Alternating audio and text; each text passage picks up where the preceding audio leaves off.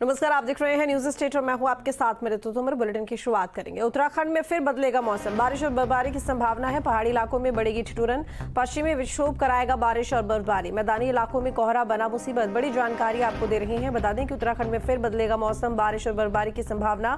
पहाड़ी इलाकों में ठिठुरन बढ़ेगी, पश्चिमी विक्षोभ बारिश कराएगा, बर्फबारी भी होगी। मैदानी इलाकों में कोहरा मुसीबत बना हुआ है। तो बता दें कि पहाड़ी इलाकों में ठिठुरन लगातार बढ़ती जा रही है। पश्चिमी विक्षोभ जो कि बारिश कराएगा, बर्फबारी भी होगी आने वाले दिनों में। और पहाड़ी इलाकों में सर्दी यहाँ पर लगातार बढ़ रही है। पश्चिमी विक्षोभ जो कि बारिश का कारण बन सकता है, बर्फबारी भी हो सकती है। मैदानी इलाकों में कोहरा मुसीबत भी बनेगा। तो बता दें कि ठंड प्रचंड है, तापमान में गिरावट लगातार दर्ज की जा रही है, पाला पड़ रहा है। कोहरे की वजह से विजिबिलिटी 0 हो चुकी है। ऐसे में वाहनों की रफ्तार धीमी हो गई है। वहीं मैदानी इलाकों में कोहरा जहां बड़ी मुसीबत बना हुआ है, पहाड़ी इलाकों की बात करें तो वहां बर्फबारी की वजह से लोग परेशान हैं। तो बारिश और बर्फबारी की संभावना है आने वाले दिनों में भी। ऐसे में कई तरह की दिक्कतें, परेशानियां लोगों के सामने हैं। पाला पड़ने से फसलों को भी नुकसान हो रहा है। तो उत्तराखंड में एक बार फिर से मौसम करवट लेता हुआ दिखाई देगा। पहाड़ी इलाकों में ठिठुरन बढ़ेगी और वहीं मैदानी इलाकों की बात करें तो लगातार यहाँ पर तापमान में गिरावट तो हो ही रही है, लेकिन ये सर्दी और भी ज्यादा पड़ेगी क्योंकि बारिश होगी। बारिश के बाद पिछली बार जब बारिश हुई थी तो देखा था कि तुरंत तापमान में गिरावट दर्ज की गई थी, ठंड बढ़ गई थी। और इस बार बारिश होने की वजह से ये तापमान और भी ज्यादा नीचे चला जाएगा। ऐसे में ये उम्मीद जताई जा रही है कि 6 से 7 डिग्री तक नीचे तापमान जा सकता है इस वाली बारिश के बाद में। और वहीं बर्फबारी की बात करें तो पिछले कुछ दिनों से बर्फबारी नहीं हुई, लेकिन एक बार फिर से यहाँ पर बर्फबारी के आसार हैं। लेकिन पर्यटकों की अगर नजरिए से देखें तो उनको काफी खुशी इस बात की होती है कि बर्फबारी होगी, क्योंकि बर्फबारी देखने के लिए ही बड़ी संख्या में पर्यटक पहाड़ी क्षेत्रों का रुख करते हैं। उत्तराखंड में भी इस वक्त बड़ी संख्या में पर्यटक पहुंच रहे हैं। लेकिन मैदानी जिलों में बारिश की वजह से ठंड भी बढ़ेगी, पाला भी पड़ेगा, कोहरा भी पड़ेगा। वहीं बागेश्वर से हमारे साथ में हिमांशु जुड़े हुए हैं लाइव ज्यादा जानकारी के साथ में। हिमांशु, क्योंकि बारिश और बर्फबारी की खबरें सामने आ रही हैं, एक बार फिर से बारिश और बर्फबारी की मार झेलनी पड़ सकती है आमजन को। क्या कुछ जानकारी मौसम विभाग की तरफ से क्या फोरकास्ट किया गया है?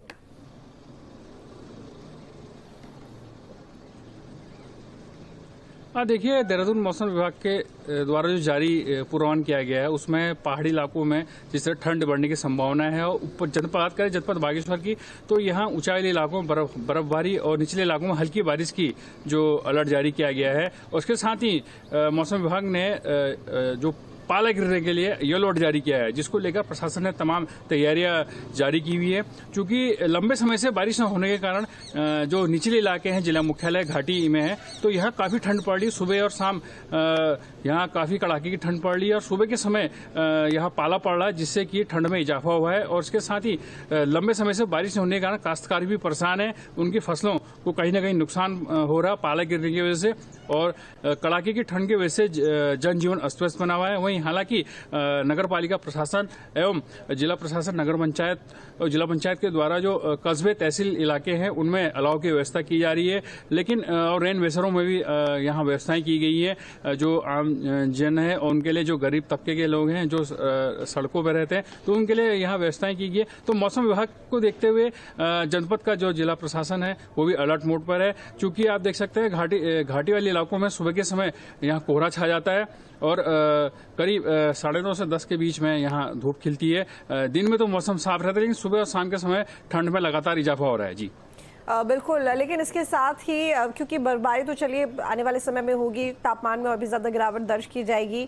लेकिन प्रशासन की तरफ से अगर इंतजामों की बात करें, ठंड बहुत ज्यादा है, पर्यटक बड़ी संख्या में सर्दी के मौसम में आते हैं उत्तराखंड की तरफ, क्या कुछ व्यवस्थाएं की गई है?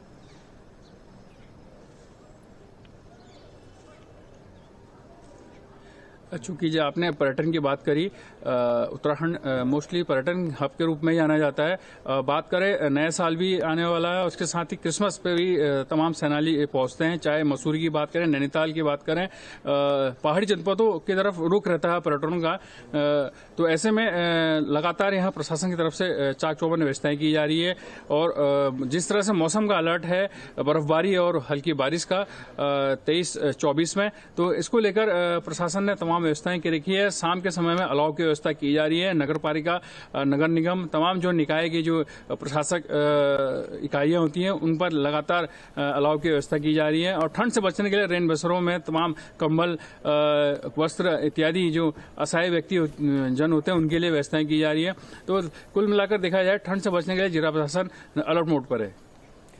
ठीक है, लेकिन व्यापारी काफी खुश नजर आ रहे हैं पर्यटकों की बढ़ती हुई संख्या से। अगर कोहरे को लेकर देखें तो वाहनों की रफ्तार काफी कम हुई है कोहरे की वजह से। कौन कौन से इलाके, कौन कौन से क्षेत्र, पहाड़ी क्षेत्रों में कोहरे की क्या स्थिति है, मैदानी इलाकों में क्या स्थिति है?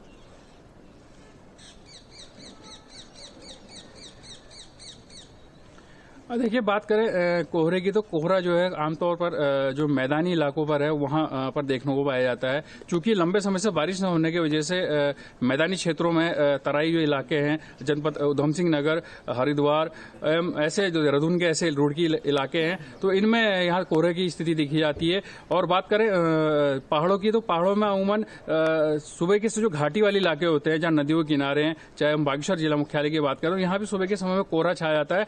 और हालांकि दिन में तो धूप खिल जाती है और सुबह शाम की ठंड रहती है, और इसको बचने के लिए जो जिला प्रशासन अलाव एवं अन्य व्यवस्थाएं की जाती है। जी चलिए, ठीक है, बहुत शुक्रिया आपका तमाम जानकारी के लिए। तो बता दें आपको कि प्रदेश में बारिश और बर्फबारी की संभावना है। बर्फबारी के बाद शीतलहर भी। पश्चिमी विक्षोभ के एक्टिव होने से मौसम में बदलाव देखा जा सकता है। अली मेहंदी हमारे साथ में रुड़की से जुड़े हुए हैं। रुड़की में कैसा मौसम है अली? मौसम जो है जैसे पहाड़ों के ऊपर बर्फबारी हो रही है, लेकिन यहाँ पर तेज हवाएं और शीतलहर का प्रकोप यहाँ पर जारी है। दिन में यहाँ पर हालांकि दिन में सूरज निकल रहा है, लेकिन हवाएं इतनी तेज हैं जिससे कि लोगों का आने जाने में और अपने काम करने में काफी परेशानी हो रही है। सबसे ज्यादा परेशानी जो होती है सुबह सुबह, जैसे ये टाइम में जो बच्चों को स्कूल जाने जाए, इनसे ज्यादा परेशानी होती है। आपको बता दें कि नगर निगम में पिछली बार हमने बताया था कि नगर निगम ने किस तरह से कोई अलाव के और उसके इंतजाम नहीं करें, तो उसको लेकर नगर निगम अब अलर्ट हो गया है। उसने कई जगहों पर अलाव का भी इंतजाम कर दिया है, और नगर निगम में जो रैन बसेरे हैं उसको लेकर वहाँ पर 40 बेड के करीब उन्होंने लगा दिए हैं। लोगों के जो सड़कों पर या नहर के किनारे जो अपना बसेरा करते हैं, उनके लिए उन्होंने इंतजाम कर दिया है। और नगर निगम आयुक्त का कहना है कि आगे जैसे जैसे ठंड बढ़ेगी उसको लेकर और भी जगह अलाव भी जलाए जाएंगे, और जिस तरह की जिन लोगों के पास ओढ़ने के लिए कंबल या वो नहीं है, तो उनको कंबल वगैरह भी वितरण किए जाएंगे। लेकिन मौसम जो है यहाँ पर जिस तरह से पहाड़ों पर बर्फ पड़ती जा रही है, यहाँ पर शीतलहर का प्रकोप जो है जारी है। जी बिल्कुल अली, लेकिन इसके साथ ही आपके पीछे का जो मौसम है उसे देख के एक चीज तो समझ में आ रही है कि शायद कोहरा बहुत ज्यादा फिलहाल रुड़की में नहीं पड़ रहा है। जी हाँ, रुड़की में जो है क्योंकि धूप निकल रही है इसलिए अभी कोहरा नहीं आया है, लेकिन शीतलहर की वजह से ठंड जो है कम नहीं है। शीतलहर की वजह से दिन में भी लोगों को जैकेट और स्वेटर वगैरह पहनना पड़ रहा है, और शाम जैसे ही सूर्य ढलता है उसके बाद तो समझ लीजिए कि एक तरीके से ठंड का जो है प्रकोप बहुत ज्यादा हो जाता है। लोग जो है टोपी और अलाव वगैरह के पास जाकर बैठते हैं, बगैर अलाव के बिल्कुल भी काम नहीं चल पा रहा है। लेकिन फिलहाल जो है नगर निगम की तरफ से जो चलिए, ठीक है अली, बहुत शुक्रिया आपका तमाम जानकारी के लिए।